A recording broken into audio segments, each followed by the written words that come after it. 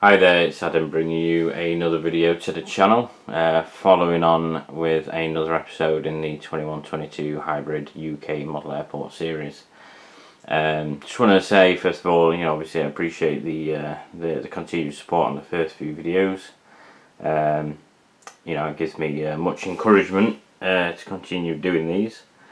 Again, I'm trying to make each update sort of different. Looking at the schedules, looking at when aircraft, what kind of position they're in terms of are they like halfway through turnaround, are they on their the arrival side of the turnaround, departure side of the turnaround, are they actually departing, like pushing back, have they just they're just coming on stand, that kind of thing. So I do try and think about that based on schedules I've got. And of course, as I've explained previously, the based aircraft on each day will sort of go out, come back, depending how many runs they have in that day. And there is good rotation, obviously, in terms of timing, when they depart, when they arrive, depending where they're going to and from and stuff like that, and how many legs they've got in each day, which you will.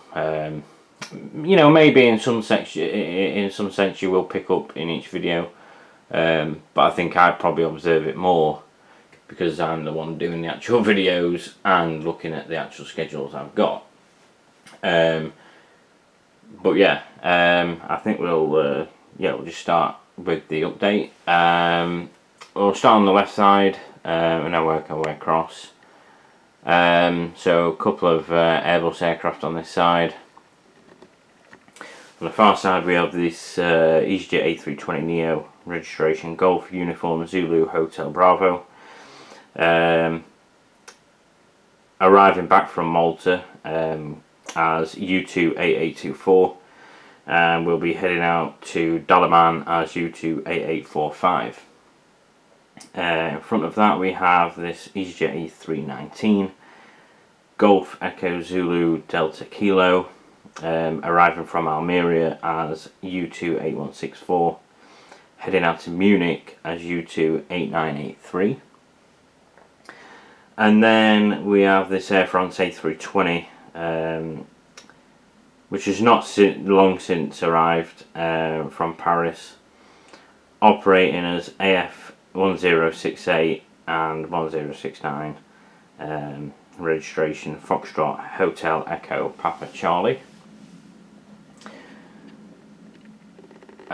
We pan across, we have the Jet2 737-800 that we can see there, registration Golf Juliet Zulu Hotel Yankee, operating as LS136 from Rome, and we'll be heading out to Rhodes as LS181.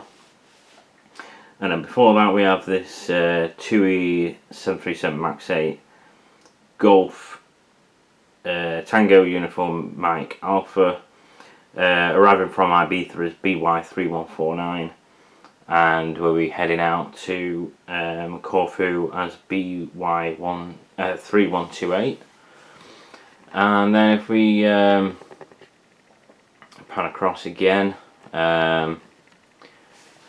we have this Qatar Airways A330-300 on pushback, just completing pushback really. Registration Alpha 7 Alpha Echo Echo, operating an outbound flight back to Doha as QR28. This particular service in the afternoon, around about 2 o'clock, 2:05 departure to be more exact, is on a rotation between A330s and A350s. Currently I don't have any A350s, but I do believe I may have one or two on the way soon, so yeah, that will add to the rotation sense, hopefully sometime soon. Certainly going forward into the other days where we can maybe see a bit more of rotation between both aircraft types. Of course, in some of the previous updates, one of the previous updates in the morning, we did the Dreamliners. One of the Dreamliners featured. So in the morning, the 787s rotate. Then the A350s rotating the sort of early afternoon, and then later on, that is when we rotate the 777. So yeah, in a sense, Qatar are pretty big at this airport, operating multiple legs to and from Doha in each day. In the foreground there, we have the TUI Sunwing 737-800 Golf Foxtrot Delta Zulu Yankee. This is arriving from Zakynthos as BY3181.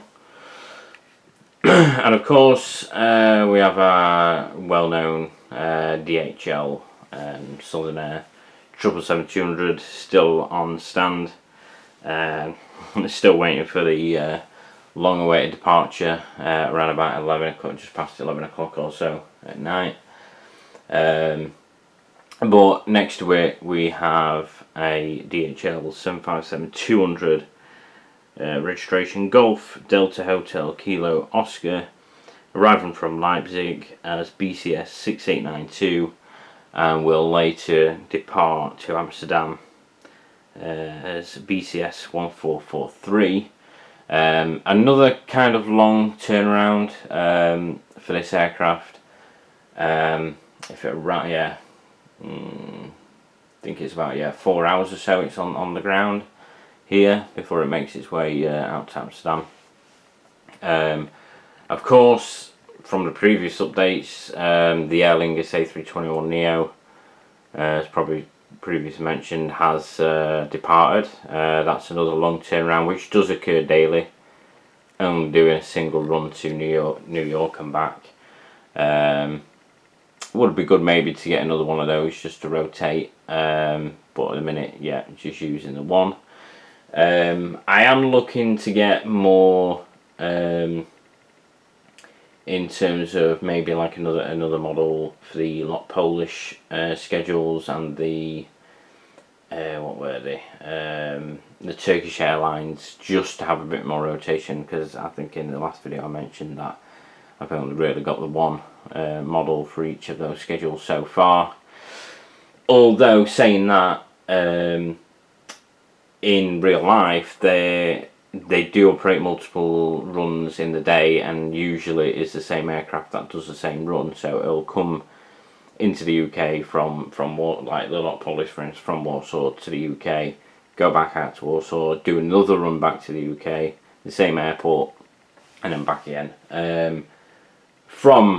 That's certainly from my observations on Flight Radar, at least. So yeah, I'll be looking to maybe rotate the those in particular.